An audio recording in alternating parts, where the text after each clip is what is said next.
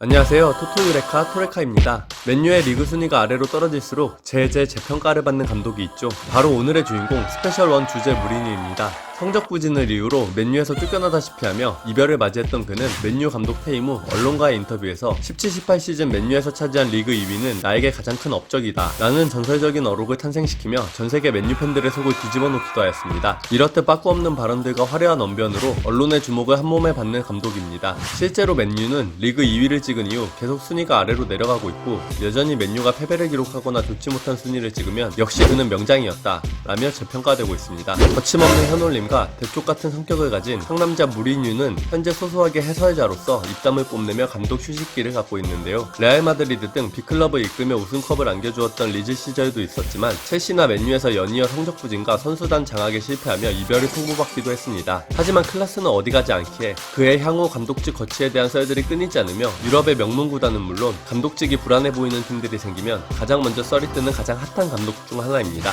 먼저 간단하게 그의 이력을 살펴보겠습니다. 포르투갈 국적을 가진 무리뉴 감독은 벤피카에서 감독 경력을 시작하였고, FC 포르투, 첼시, 인터밀란, 레알 마드리드를 거쳐 다시 한번 첼시를 맡게 되었고, 이후 맨체스터 유나이티드까지 차례로 이끌며 세계적인 명장으로 이름을 날렸습니다. 감독이 되기 전 바르셀로나의 통역관으로 근무했다는 일화도 유명한데요. 당시 감독이었던 바비 롭슨과 전술적인 논의도 나누고 감독으로의 떡잎을 키우기 시작했다고 합니다. 이후에는 파넬 감독과도 함께 일하였는데, 이때도 특히나 둘이 잘 맞아 제대로 튜터링을 받으며 감독으로 큰 성장을 이룬 것으로 보여집니다. 이후 파넬 감독과는 2010년 인테르를 이끌던 시절 챔스 결승에서 만나기도 하고, 그가 이끌던 맨유 감독직을 이어받기도 하는 등 흥미로운 인연이 계속 이어지기도 하였습니다. 이렇듯 인간적인 스토리로도 많은 관심을 끄는 그는 인기만큼 다양한 별명 또한 가지고 있습니다.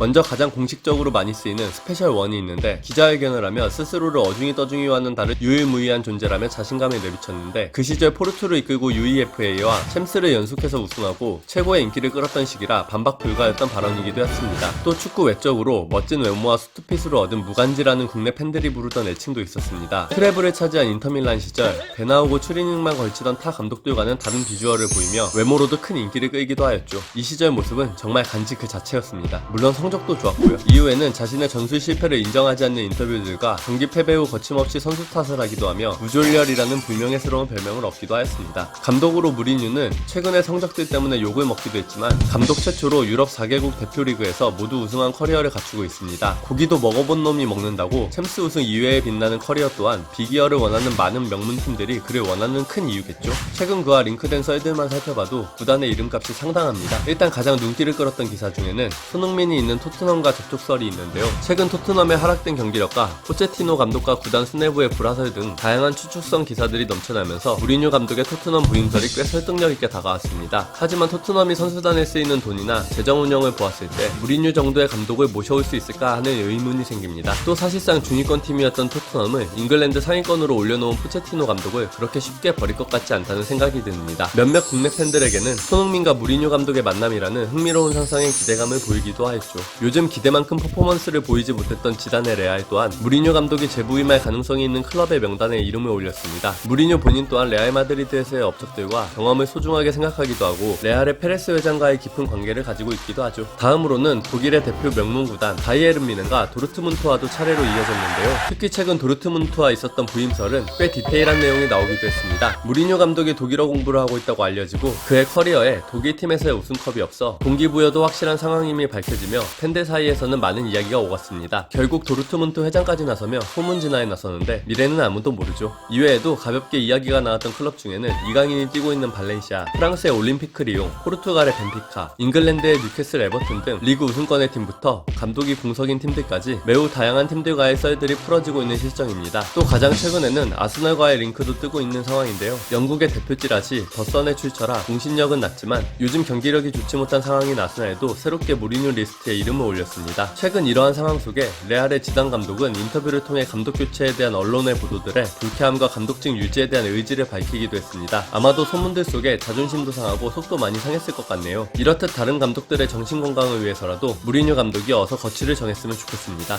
본인 또한 최근 인터뷰에서 이제는 새로운 감독직을 원하고 있다고 밝히기도 하여서 조만간 그의 새로운 일자리에 대한 소식이 나오지 않을까 싶습니다. 어서 감독으로 들어와 특유의 독설과 더 자극적인 현올림으로 축구 보는 재미를 업시켜주었으면 좋겠네요. 이 영상에서 틀린 정보가 있다면 댓글 달아주시면 참고하겠습니다.